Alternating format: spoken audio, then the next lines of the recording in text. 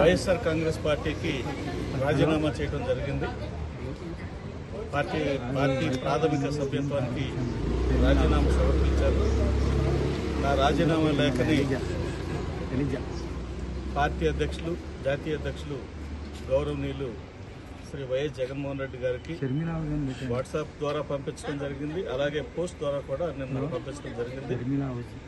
అలాగే మా జిల్లా అధ్యక్షుల వారికి కూడా పంపించడం జరిగింది. ఈరోజు మరి గౌరవనీయులు షర్మిల మేడం గారి చేతుల మీదుగా కాంగ్రెస్ పార్టీలో చేరటం జరిగింది. ఎందుకు సార్ అసలు ముఖ్యంగా వైసీపీని ఎందుకు వీడాల్సి వచ్చింది? దానికి చాలా కారణాలు ఉన్నాయి. చింతలపూడి నియోజకవర్గంలో స్థానికంగా నెలకొని ఉన్నటువంటి కొన్ని రాజకీయ పరిస్థితుల వల్ల నేను అక్కడ ఎమడలేక పార్టీని వదిలిపెట్టి బయటకు రావటం జరిగింది. అక్కడ స్థానికంగా మరి కొంతమంది నా మీద కక్ష కట్టి అనేక రకాలుగా నన్ను ఇబ్బంది పెట్టాలని, అవమానపరచాలని, చాలా అంటే హేయమైన చర్యలకు పాల్పడ్డారు.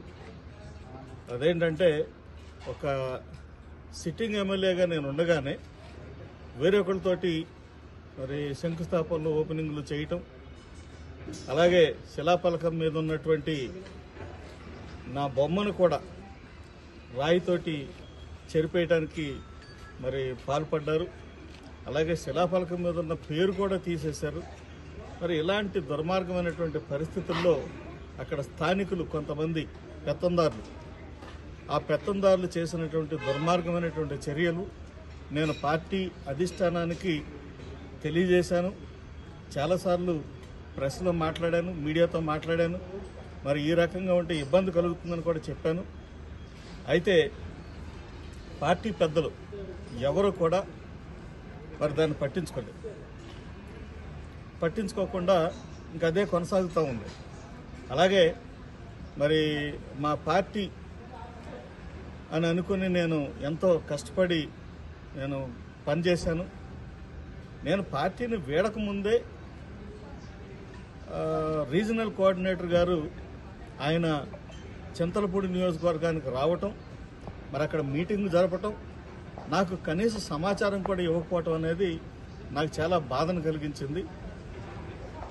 మరి ఇలాంటి ట్రూ సెక్యులరిజం పాటిస్తుంది కాంగ్రెస్ పార్టీ. కాంగ్రెస్ పార్టీలో ఎప్పుడు కూడా నేను కులాల బేస్ మీద రాజకీయాలు జరగటం కానీ, మతాల బేస్ మీద రాజకీయం జరగటం కానీ నేను చూడలేదు. నేను రాజకీయాల్లో చూస్తా ఉన్నానంటే ఎంతకాలం నుంచి అబ్జర్వ్ చేస్తా ఉన్నానో నాకు తెలుసు.